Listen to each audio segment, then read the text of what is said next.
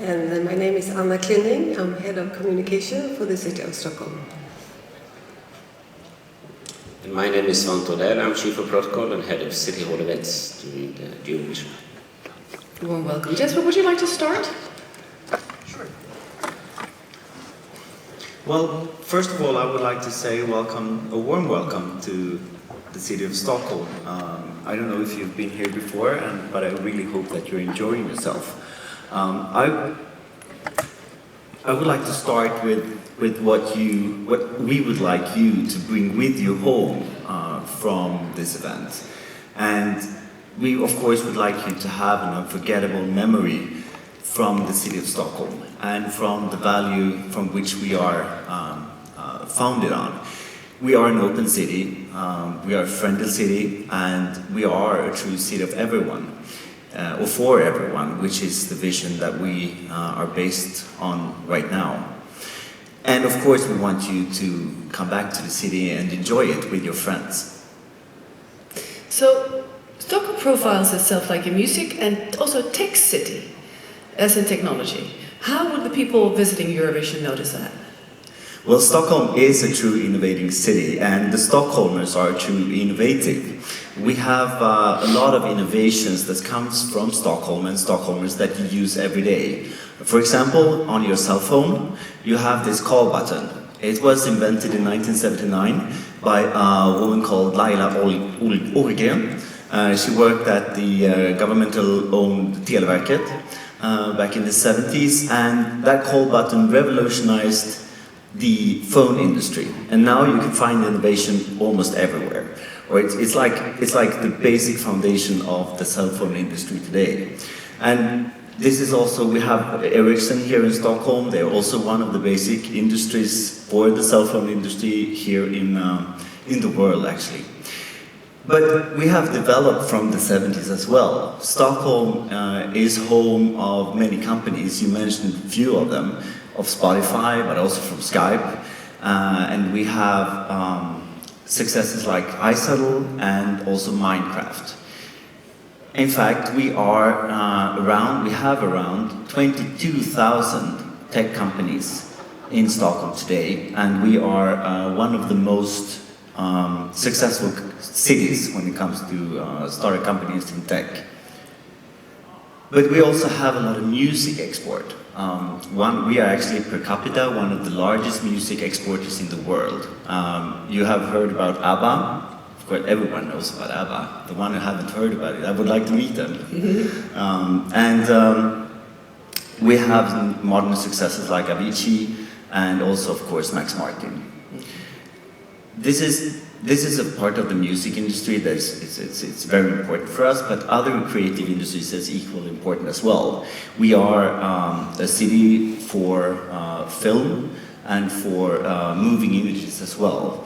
We have companies that are working with Hollywood producers and finishing off the films, and we would like from the city of Stockholm to involve more people in the creative industry. So we have gathered 20 million Swedish crowns into a fund where you can apply to get investments for film, for example. And we have a lot of producers for film, and we also attract a lot of stars when it comes to shooting the music videos here in Stockholm, like Madonna and other famous people are coming here often. And they like it here. It's very easy, it's open, it's friendly, and Stockholmers is really not, they're a little bit shy. Maybe you notice that. It's not like we're going up to everybody in the street and say hi. And so it's an environment where people like to be. Thank you very much. Open, easy, and creative. That sounds wonderful. It is wonderful. So Anna, please, there's lots of stuff going on in the city of Stockholm. Could you tell us a bit more about that? Yes, and especially for this event, of course. And you all know about Euroclub, I hope. We put it in the most beautiful spot in Stockholm, and we made it really big so everyone can enjoy their nights and also the days in there. But yesterday we opened the Eurovision Village at Kungsträdgården, and it was a great opening. The weather is with us. We're so happy. And it will be open. I think Jesper ordered it, didn't you? Jesper ordered it, yeah, we can do that. Yeah. It's open from noon to midnight for 9 days. And during daytime you can have food, you can visit the sponsors, they have all great activities, you can do that. And at nighttime there will be shows, concert and a lot of things. And I have a few things I can mention. On Sunday actually we will be a bit serious. It will be a concert which is called Songs of Freedoms. And before that we will have a talk, If Music is a Human Right, which we think in Stockholm. Arts are the human right. It's quite deep, important, but the concert is not that deep. Wednesday we will have the Stockholm Pride. That's our biggest event in Stockholm. We had it for about 20 years and we just love it. And on Wednesday they will order a glittering evening for diversity. And we will actually have 2 Eurovision Song Contest winners on the stage. Helena Paparizou and Katrina from Katrina and the Waves. And we all long to hear Walking on Sunshine in this weather that night. Yes. Quite a coincidence, huh? Friday night is a great night too. It's also a glittering night, and it's a tribute to just Max Martin that Jesper mentioned. He's a great songwriter, and he actually had 21 Billboard #1s. Not all people know that.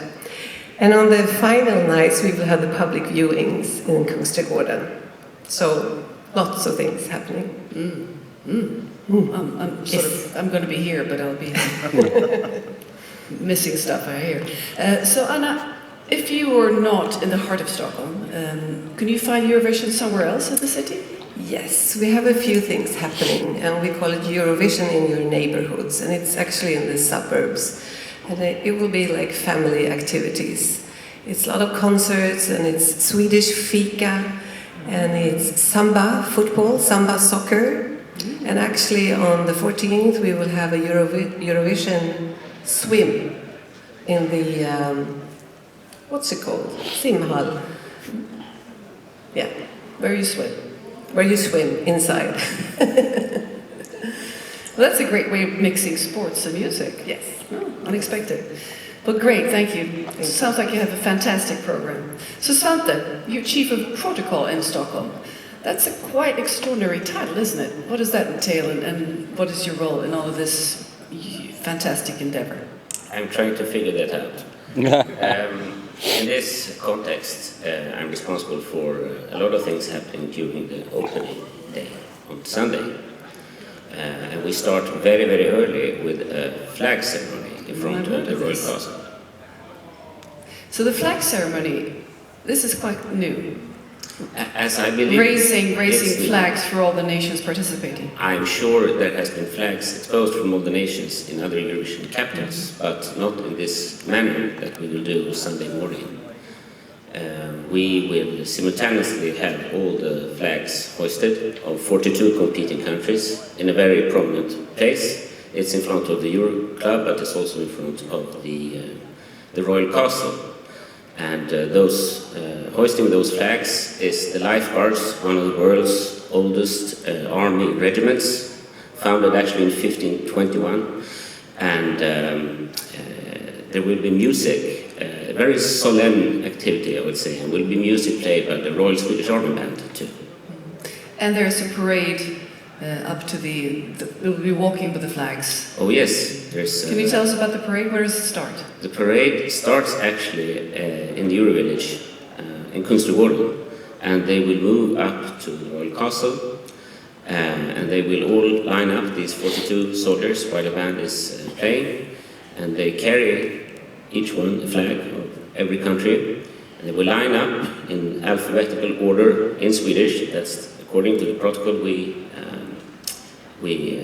run things through, and I think it will be a quite magnificent moment. Actually, we have invited all the ambassadors from the Eurovision countries, as well as the head of delegations, and basically everyone will turn up, and this really shows something about the prestige and power of this project, that the highest political representatives of these countries will come 7:30 Sunday morning to participate in this true come-together activity. And I'm also very happy that it seems to be sunny tomorrow morning. Well, congratulations to this Amazing plan.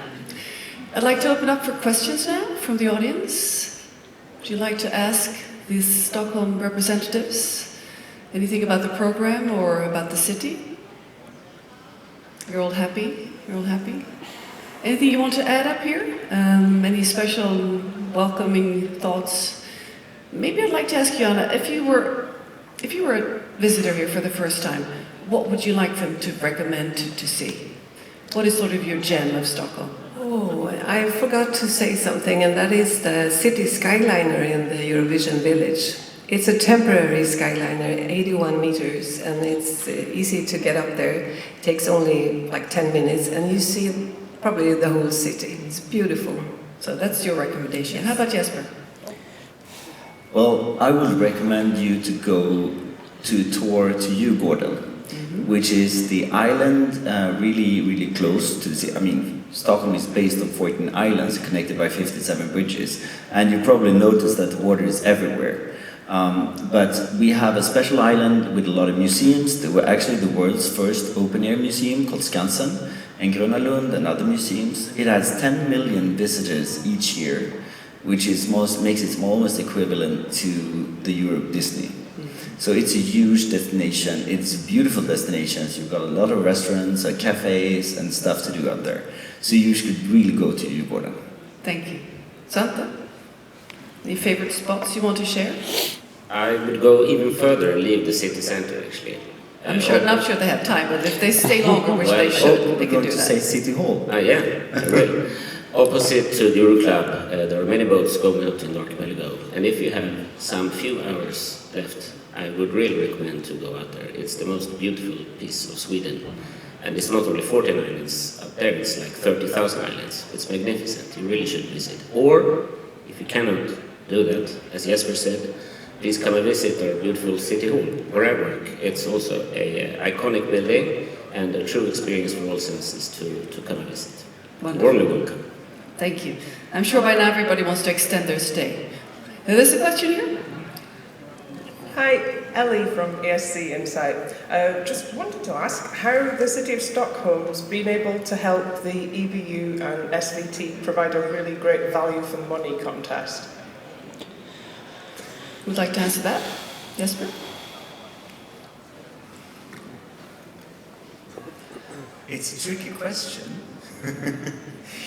We have been working together even since the start, when SVT announced that the city of Stockholm would be the host city for this year's Eurovision.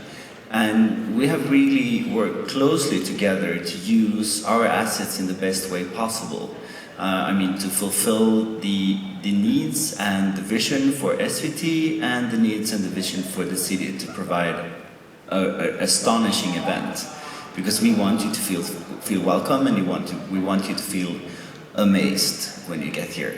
One of the values are magic, so I hope you experience that. Well, you look happy. That's good. Any more questions? All right. Well, then, thank you so much for hosting this amazing event, and thank you for coming. Thank you. Thank you. Give them a warm hand.